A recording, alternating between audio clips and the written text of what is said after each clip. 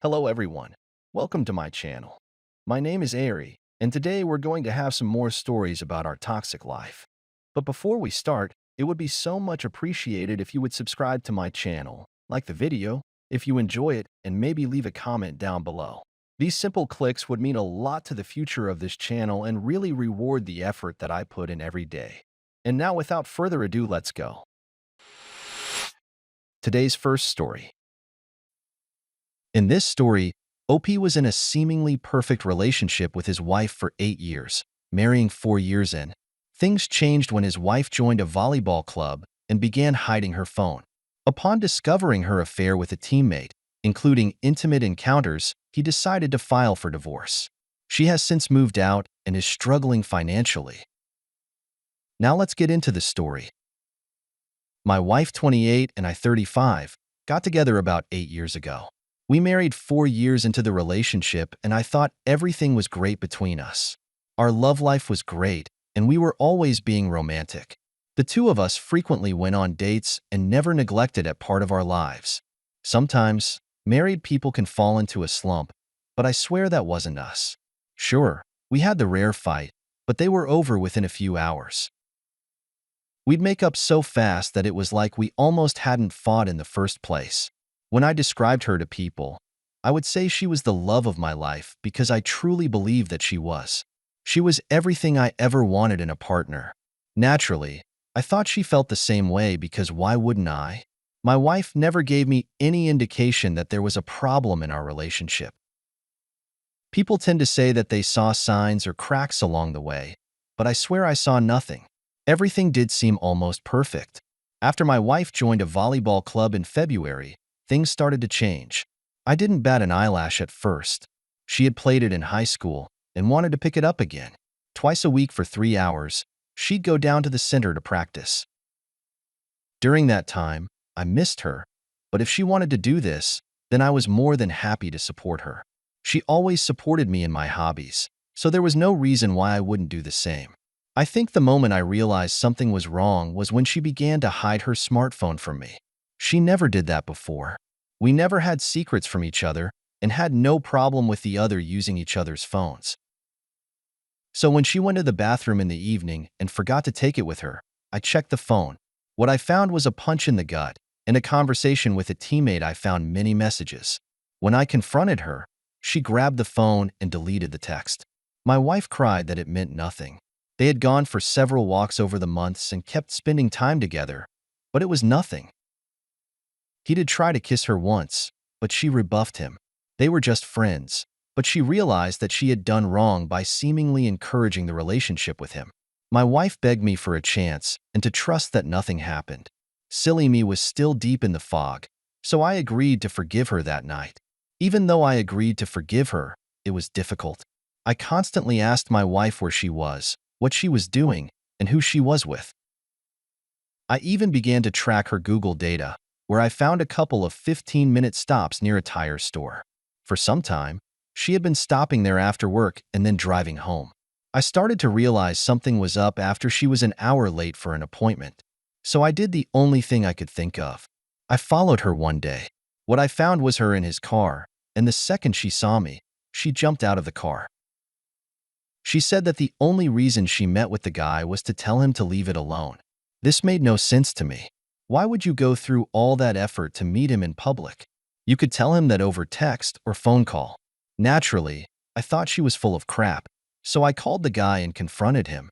It was there I learned that this guy, who still lived with his parents, mind you, had been meeting with my wife for weeks. They claimed it was nothing sexual. All they would do is meet at the tire shop, talk, and then go their separate ways. Once again, she tried to claim that it was a mistake and she loved it. It means nothing is her favorite thing to say. My wife has said she will do whatever it takes to repair our relationship, but if this was the case, then why is she still in volleyball where she continues to see this guy multiple times a week? It was at that point I started to come out of the fog. Once I began to confront her, the truth came out. The two of them did have intimate, and not only that, they did it right in the parking lot. For weeks she had been lying to my face and sleeping with this guy almost every day. Truly, I had been naive to think that nothing intimate was going on between them. Of course, she would try to lie and say it was not physical. If I knew it was physical from the beginning, I never would have even thought of giving her another chance, because that is just a line you don't cross in my book. I think realizing that she sees him every day and continues to lie to my face is what helped me realize I needed to start the divorce process. This caught her off guard because she didn't think I'd have the guts to push for a divorce and finally leave her. Tears came, but I remained strong. My wife's tears weren't going to have any sway this time. She was going to have to face the consequences for what she had done to not just me, but also used as a whole. No longer could she have the best of both worlds. Once I filed for divorce, she ended up moving out of our shared property and into airing apartments for the most part. Her AP is an unemployed driver who still lives with his parents, who will not allow her to live there, so she had no choice but to seek temporary housing arrangements. She is a teacher, so her income isn't the greatest. I don't know what she will do when she runs out of money to afford these temporary housing arrangements. However, now that we are close to a divorce, I realize that it is not my problem. Maybe she'll manage to land on her feet, or maybe she won't. I just need to realize it's something I do not have to or need to worry about. Let her AP worry about it since he's so amazing.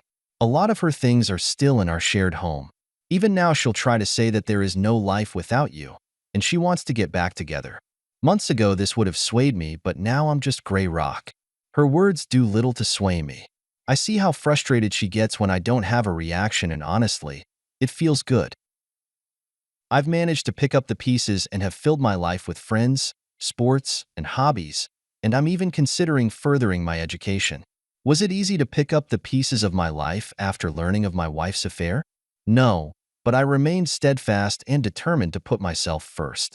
Looking back, I still can't see many signs or pinpoint where it went wrong. I guess she was just good at hiding it. Either way, it doesn't matter because our relationship is done. She can remain with her unemployed AP. Maybe his parents will finally take pity on her and let her stay. If they don't, then I can honestly say it's not my problem if she can't find a place to stay. She lost my sympathy when she decided to go outside our relationship and cheat on me. The moment she did that, she was undeserving of anything from me other than anger and resentment. Today's second story.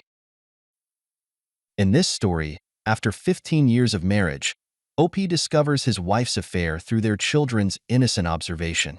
Despite her denial and emotional pleas, he files for divorce. As the children grow older, they distance themselves from their mother, who struggles with loneliness after losing her second husband. Now let's get into the story. Around the time my wife cheated, we had been married for around 15 years. We met in college, got married, and started having kids a few years later. I never thought anything was wrong, which I am sure some people roll their eyes at by meaning it things seemed fine. We get up in the morning together, have breakfast with the family, and then go about our day until coming home in the evening. Then we have dinner and spent some time together as a family. Our intimacy hadn't changed at all, sure. It was nowhere near the level when we first got married, but it still was pretty good for a couple who had been married as long as we had. I think if my wife had shown some signs, it would have been a lot easier to digest, but she didn't even after all these years. I still can't see any signs. Maybe she had put up a mask for me. That was so good. I was unable to see through it. The only reason I even realized something was going on was because of my kids. They happened to see mommy kissing her friend while I was at work one day. All of the kids were under the age of 10. So it was really difficult for them to see it. When I got home, they innocently asked me what was going on. I can't tell you how hard it was to keep up a facade for my kids. But I did. My response was to smile at them and tell them I talked with their mother that night. I did just that. My wife was taken aback. She said the kids were mistaken and she was just giving her friend from work a hug. He had dropped something off for her, is what she claimed. It's crazy how genuine my wife sounded. I almost wanted to believe her, but I knew my kids wouldn't make something like that up. Plus, it wasn't easy to confuse a kiss with a hug. However, I let my wife think that I believed her and decided to go to old school. I hired a PI to find her. We had the money, so I figured it was a good way to make use of it to get proof within 2 weeks. I had my evidence and presented it to my wife. She didn't have much to say. Then all she did was cry, and Cryu went on about how the coworker she was seeing was her soulmate. It wasn't planned, of course, and just happened. At that moment, I knew my marriage was over. There was just no way I could stay in a marriage with a woman who cheated on me, called my kids liars, and tried to make it out as if they were the bad ones. If I hadn't hired a PI, she probably never would have even told me the truth. I had to start the divorce process. She did beg me to stay, but eventually slinked off to go be with her AP. We had an amicable divorce and custody agreement. It was split custody, but the older the kids got, the less they wanted to go over. They understood what their mother did once they were old enough. Never did I say anything to them about it or talk bad about their mother, because in the end, she was their mother. After all, when they did get older, I tried my best to answer the questions to the best of my ability. It got to the point where my kids didn't even want to spend time with their mother anymore. She did take me to court, but by this point, they were of age where they could choose if they wanted to go over or not. They didn't, so the judge said was out of her hands. If my kids wanted to stay with me full-time and not visit their mother, then so be it. My ex was not happy with this and blasted me over social media as one does, but I ignored it because it was beneath me to pay any attention to it. By this point, my ex had remarried to her AP and had a kid with him. This was probably another reason why our kids didn't want to go over there anymore. It felt to them that they were being replaced. At least this was what I suspected to be the case. Up until our kids turned 18, my ex tried her best to get them to come see her, but it was to no avail. Once they went away to college, she couldn't use any more legal means to try to force them to see her, even though it didn't work anyway because the judge wouldn't force it. The years passed, and my kids graduated college, got married, and had kids of their own. I was thrilled to become a grandfather for the first time. It truly is different from being a parent and gives you a great opportunity to spoil them rotten. At some point, my wife stopped trying to get into contact with our kids, but started up again after her husband died. She only had one kid now with the deceased husband, but they weren't planning on having kids anytime soon. Her only chance at having grandkids was to be around the ones we shared. However, our kids still wanted nothing to do with her. I don't know if my ex-wife wanted to brag about it on social media or wanted a relationship with her grandkids, because she genuinely wanted it. Whatever the reason, my kids didn't want to spend time with her or have received her children. This was their right. She kept trying, even going so far as to constantly message them on social media and try to see if they would rekindle a relationship with her. If she had left things well enough alone and at least apologized, which she never did, I might add. To them, it might have worked in her favor, but my ex was never great at thinking that far ahead. So she's missed out on a lot of special moments with her grandkids. I remarried myself a few years ago, and my second wife has become more of a grandmother to my grandkids than their biological grandmother ever has been. They barely even know of her existence. She's now quite lonely because after news of her affair came out, my ex lost a lot of her friends and even some of her family members. They turned against her because they didn't like what my ex had done to me. We never had any issues with each other and still reached out to me now and then. I wasn't as close to them as I once was, but we continued to talk to each other a few times a year. While I have a rich family life, my ex is now a bitter and lonely widow. From what I have heard, even her child with her deceased husband isn't very close to her. They have distanced themselves from my ex for some reason. I didn't care to know why, but I could come up with a few reasons why they would do that. Had my wife not stepped outside our marriage, she wouldn't be facing her golden years alone and with no kids or grandkids to share it with. I didn't have an ounce of pity for her because she made her bed and she was going to have to continue to lay in it until she took her last breath. Today's third story. In this story, after a blissful start to their marriage, OP discovers his wife cheating with her boss during a business trip. Feeling betrayed, he uncovers explicit texts and retaliates by sabotaging her work presentation, exposing the affair. Following a dramatic confrontation, he files for an annulment, reflecting on his emotional turmoil and the time wasted in a deceitful relationship. Now let's get into the story. A 29 male had just relocated to a new city. It was during one of those nights of trying to get acquainted with the new surroundings that I met my current wife. We would go on to date for a year before tying the knot shortly after. The initial stages of our relationship were pretty much like any other new marriage. Blissful, full of adoration for each other, and wanting to spend any chance you get together. But some red flags were already looming in the background. While dating, my wife had a lucrative job that came with many perks and benefits that would trickle down to me through the fortune of being her better half. My wife introduced me to her boss and seemed to be going well as we got along just fine.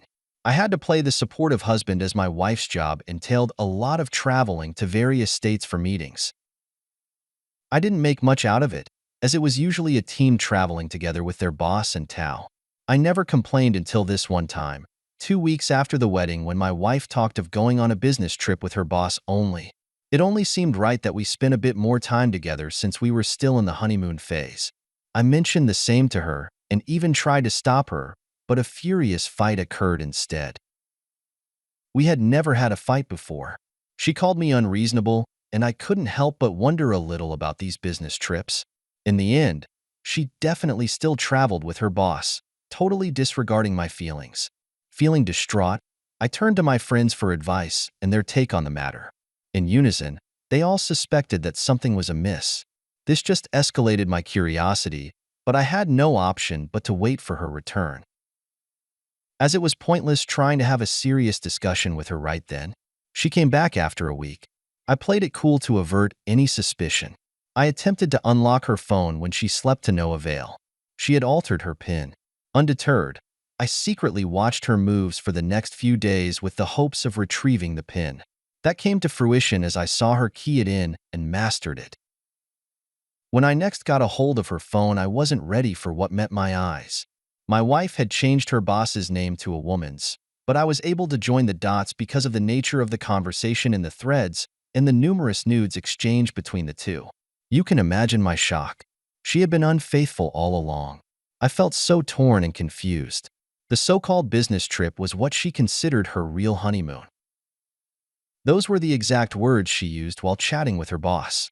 It now became apparent that she had gotten married to me to conceal the rumors going around about dating her boss, a married man. Suddenly it hit me that all the benefits and preferential treatment she got from her boss were due to their affair and not on merits. How could I have been so gullible? But whoever thinks straight went so deep in love, and at the initial stages of a hopeful marriage full of hopes, dreams, and plans together. I took screenshots and sent them to my phone for evidence, and discreetly deleted any traces of these acts. I'm not sure if it was my fury that made me avenge by just know despite her hurting me, I wasn't proud of what I did after. I took my wife's computer and edited her presentation that was due the next morning.